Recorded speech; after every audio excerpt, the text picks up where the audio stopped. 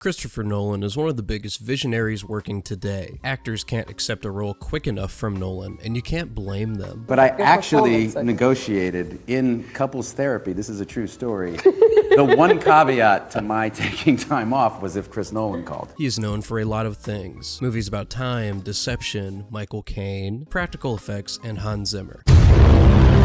He gets a bad rap sometimes when it comes to sound mixing and complicated storylines, but there is no denying that Nolan is one of the most talented directors of our lifetime. So I decided to rewatch or watch for the first time every Nolan film and rank them in order from worst to best. I try not to be negative with these films because, well, someone of Nolan's stature creates exactly what he wants without compromise. So I firmly believe that there is such great purpose behind every little decision, every writing decision, every blocking decision, and every sound mixing decision. He's among an elite class that can get any movie funded. Let's get right into it. This is where I tell you to do a bunch of annoying stuff like and subscribe. Come on, do it before you watch.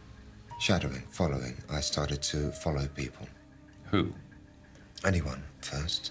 Christopher Nolan's debut film. I have ranked a decent amount of directors now, and watching their debut films is one of my favorite parts of doing these videos. When I watched Mr. Kubrick's filmography, I had to watch Fear and Desire, Stanley Kubrick's debut film. He mostly disowns it, but it's kind of fun to watch to see where a titan started his film career. When I watched Nolan's debut film, I'm actually kind of impressed. Well, you're obviously not a policeman, so who are you and why are you following me? Sorry, I don't know what you're talking about. Don't piss me about. Who the fuck are you? I love the idea of a directing titan's debut being this such small-scale film. This film was made for $6,000, which is quite obvious when watching the movie. This film is clearly shot in flats rented by his friends. He clearly rented the camera for like 4 hours total, which is all very admirable. It also gives this film a lot of character. The limited parameters of this movie become a character in its own way. It truly gives me inspiration watching films like this be made, and actually be pretty decent. First off, I want to comment on the visuals and the sound of this film. It's in black and white, but it's also very staticky, which helps add to the chaotic nature this thing is going for.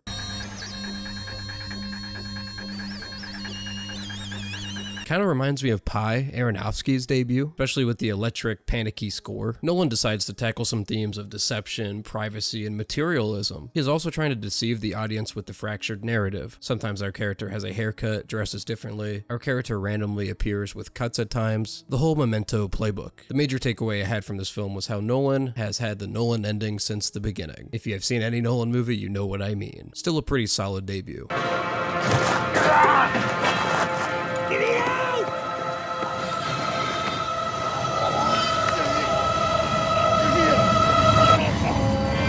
So I believe we all had pretty unique experiences watching Tenet, right? Mostly because it came out during COVID. Not a lot of us could go see it in theaters. I first watched it at home when I was sick, and let's just say I didn't have subtitles available to me. Read between the lines on that one. This is the film I believed upon a rewatch I'd kind of dislike more. I assumed the sound mix would get to me, but it still really was a fun time. I'm not going to try and explain any of the time stuff. There are other channels for that. I am here to present to you what I like and dislike about the movie. I started to enjoy Tenet a lot more when I viewed it as a James Bond spoof. It reminds me at times of a less accessible Inception, where we have attempts at explaining what's going on, but ultimately can become hard to fully understand upon initial viewing, and even a second viewing. I've personally always loved the hot sauce line in this movie. Nobody orders hot sauce. Maybe it's a British thing, who knows?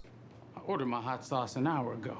To me, the enjoyment of this film comes from the craft. As I alluded to earlier, it's like a crafty James Bond ripoff, and that's not to make fun of this movie. I truly enjoy the set pieces. I enjoy the theater introduction. I enjoy all the creative movements characters take on. I do believe, even if you dislike this movie, the takeaway from it is Nolan has such a vision every time he approaches filmmaking. You never believe he made something that he didn't want to make. You never believe the final product isn't exactly how he wanted it to turn out. This is also one of my favorite scores from his films. It always sounds like to me if you were to hold down on a snare drum and roll the sticks.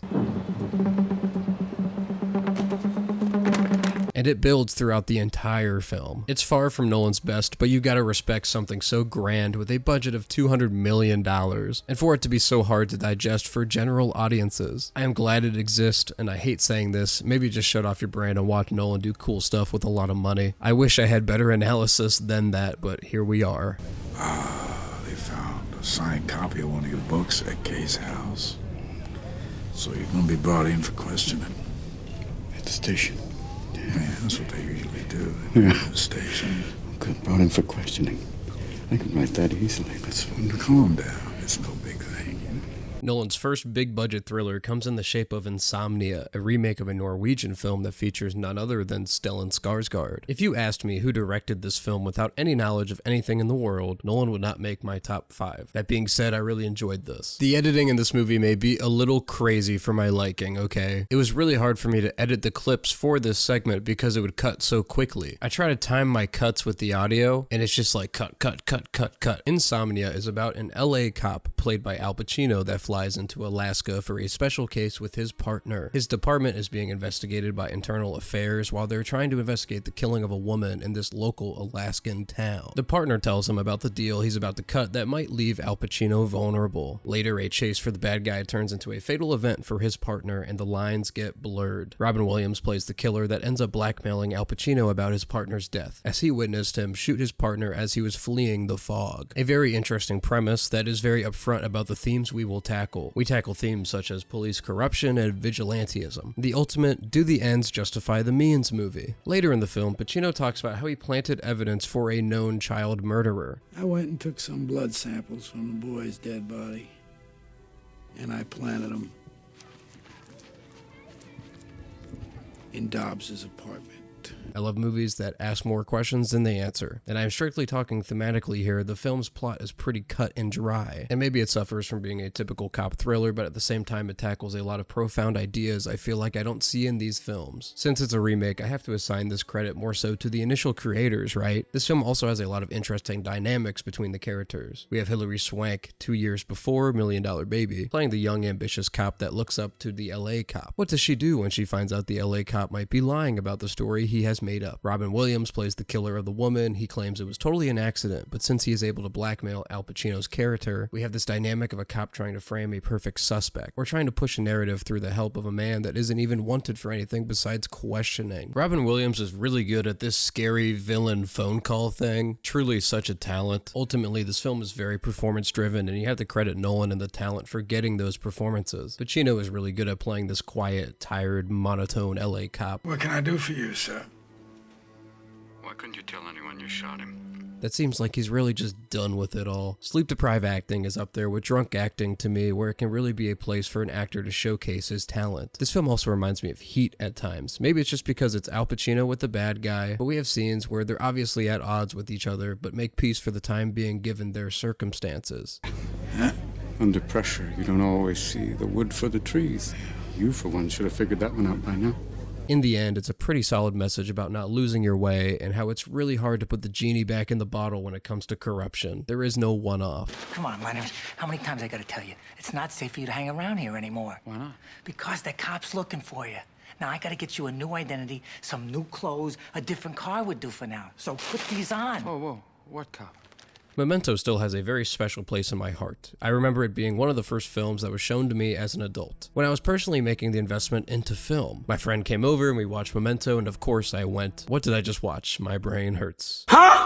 I was also fascinated with the idea that someone made a movie that obviously required several viewings to understand what every scene meant, and why a scene landed where it landed. So first off, gotta give it up to the editing and the screenplay of this film. After following, he was able to stir up some hype from some production companies and was able to garner a $9 million budget. If you don't know, Memento is about a man named Leonard Shelby, played by Guy Pearce, an insurance investigator that can't make any new memories. He can only use the ones that he currently possesses. But he uses some tattoos, some notes to find out who killed his wife. If you know anything about this film, I don't have to tell you it's a fractured narrative. That would be an understatement. It is maybe one of the most quintessential fractured narrative films, and I only really understand about 70% of this movie after viewing it for like the 4th or 5th time. It tackles all the same themes as following, like deception, identity, and manipulation, but in a much more polished manner and in a professional manner due to the budget. With this film coming out in 2000, there was no better way to start off the new century with an American noir as good as this. The ending in the following seems maybe a bit rushed, a bit too neat, but that's also kind of what it's going for. Here it feels more impactful, more profound, with more questions, and yeah, if I haven't mentioned it, Guy Pearce really sells this thing. Pretty good way to use $9 million. What do you believe in, huh?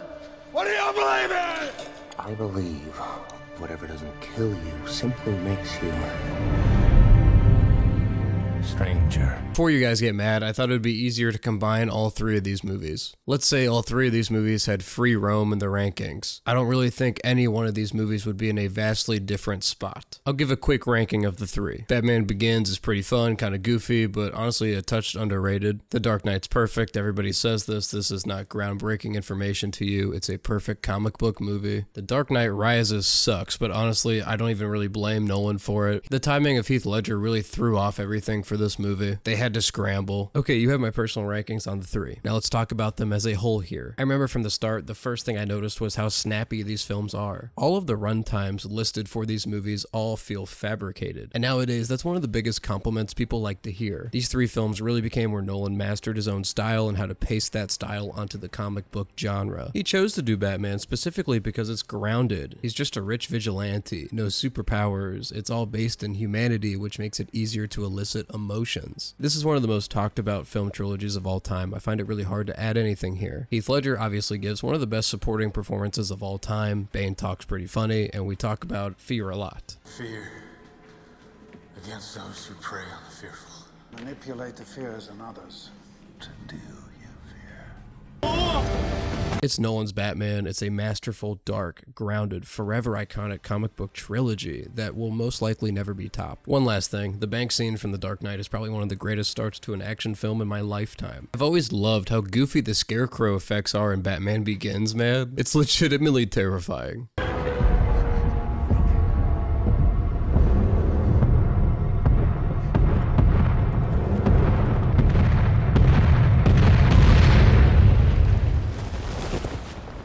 War films are usually a blind spot for me, but as of recent, I've really figured out it depends on the war movie. Paths of Glory is one of my favorite war films ever made, and just one of my favorite films made, period. Come and See gets the effect that every war film is going for, I believe, and actually succeeds at showing the horror. I preface this segment with that to show that I was destined to dislike this movie, but upon a second viewing, it smacks just as hard as I remember. Let's get this out of the way. I hate the critique that we have no characters or that we don't learn enough about them to care. That's a positive for me on so many levels. I like the idea that we don't need to know their life stories to care about them. The sheer brutality of what they're going through, aided by how masterful this movie looks, is all I need to be scared of what's in front of them. I like the idea that this isn't some personal tragedy to a few people, but showing you what the masses went through at this time. It makes the scale even larger. Okay, let's move on. This feels like the most real film he's ever made. When explosions happen, I feel granules of sand fall next to my chair. Something that goes under the radar with this film for me is how the editing flows here. I truly believe he has such a history with fractured narrative storytelling that putting together a film with three stories at play comes so natural. I don't know how somebody could ever emulate this movie. It's an oddly impressive war film that separates itself from the other movies. You could go hours into the production design and see so many cool details that goes into the making of one of the most real war films in your lifetime. Just an absolute masterclass in tension. Stop me if you've heard this before, aided by the score from Hans Zimmer. Never show anyone. They'll beg you and they'll flatter you for the secret, but as soon as you give it up, you'll be nothing to them. For some reason, this is the Nolan film I've watched the most. I'm fascinated by it. I've shown my friends this film multiple times. I find this to be the goofiest fun time ever. But there is serious talent at play here and serious filmmaking at play. I actually talked about this for about an hour with a good friend back when I didn't have a great audio setup. If you're remotely curious, I'll link it here. The Prestige is about two magicians in the 1890s competing against each other. That's all I really want to mention. This movie can be spoiled, and I wouldn't dare to be the one to spoil it for you if you haven't seen it. This whole movie can be described by the introduction. Every magic trick consists of three parts, or acts. This part is called the pledge. The second act is called the turn.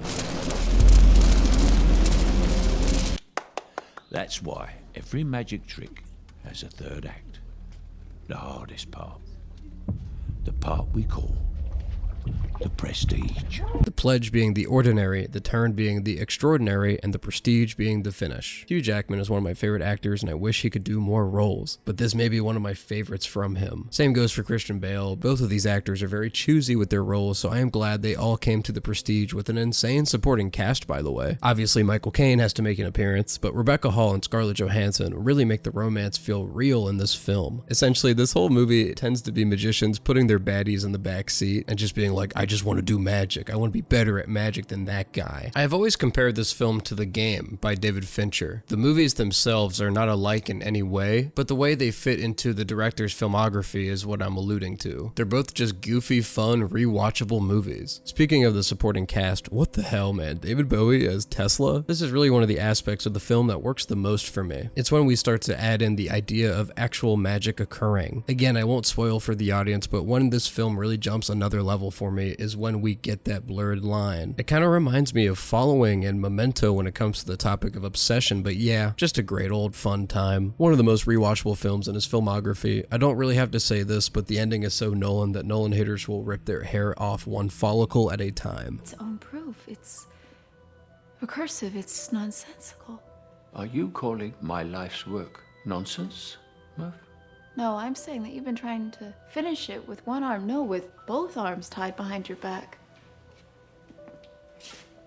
And I don't understand why. I can confidently say, after watching all of these Nolan films, this is the film I've switched gears on the most. I truly believe it is strictly an age thing. Why was I expecting myself at 16 to be able to value humanity, love, and purpose like I do now? I appreciated the cinematography at the time, and I'd always described this movie as so, which is the most brain-dead way to describe a movie. Please do not do this. I said it was a 6 out of 10 story-wise and a 10 out of 10 visual-wise. Man, kill that kid. I want to preface this with a sad thing to admit. I watched this on my computer monitor. I watched all of these movies on my computer monitor. I don't think this is an issue as long as you admit to it and you are all able to evaluate the context for yourself. The reason I say this is I really wish I was able to see this in IMAX because the visuals on my computer were still so nuts. It was somehow even better than I initially remembered. And if you recall, old me said it was 10 out of 10 visuals. I will say I have a really great audio setup and the sound mixing really stood out this time around. This movie is so clearly inspired by 2001, but it feels like 2001 for the new age. I mean, it's even got a talking robot, come on. It's one of my favorite aspects of 2001 as well. One of my favorite aspects of 2001 is how we go into space and look at just absolute marvels, and then it goes completely quiet.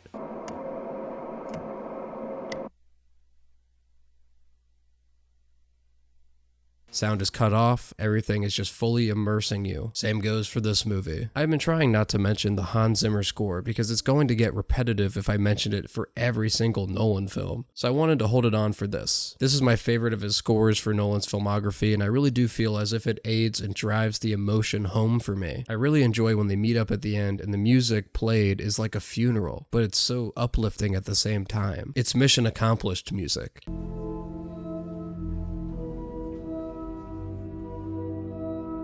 The film will move anyone who has buy-in, and the ending truly moves me to tears every single time, and it's mostly because of the script. I mean, just the idea of you missing someone's entire life and being able to say goodbye just in time really kills anyone with a soul. All of the performances are good, but the heart and soul of this film is clearly Matthew McConaughey. Similar problem with Inception. One of the most emotional scenes of the entire film is ruined because this gif is memed all the time online. Kinda giggled again, and I shouldn't. I know this doesn't make sense since Top Gun Maverick came out afterwards, but this film is truly 2001 a Top Gun Maverick odyssey to me. Maybe because of all the ship shots and the changing aspect ratios, but yeah, a masterclass all around.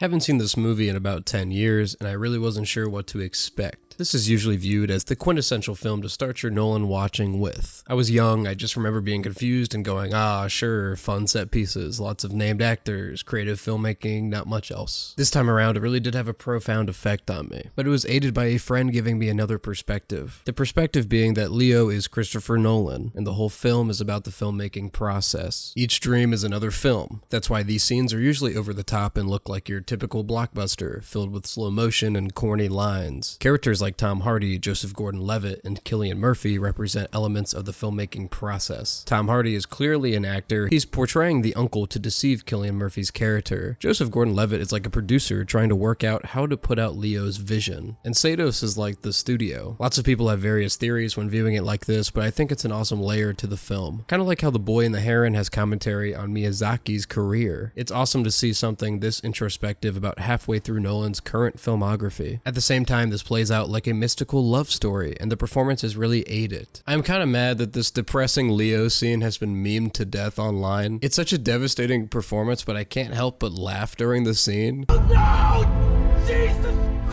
Yeah, man, this movie is a lot of setup, but it really does deliver and helps create one of the best in Nolan's filmography at creating suspense. All of the rules create this time crunch through various dream states. This film kind of plays out like an Avengers team up in the first hour, but I truly believe this film lives up to the reputation it has in the film community. But I'll bet the Japanese didn't like it.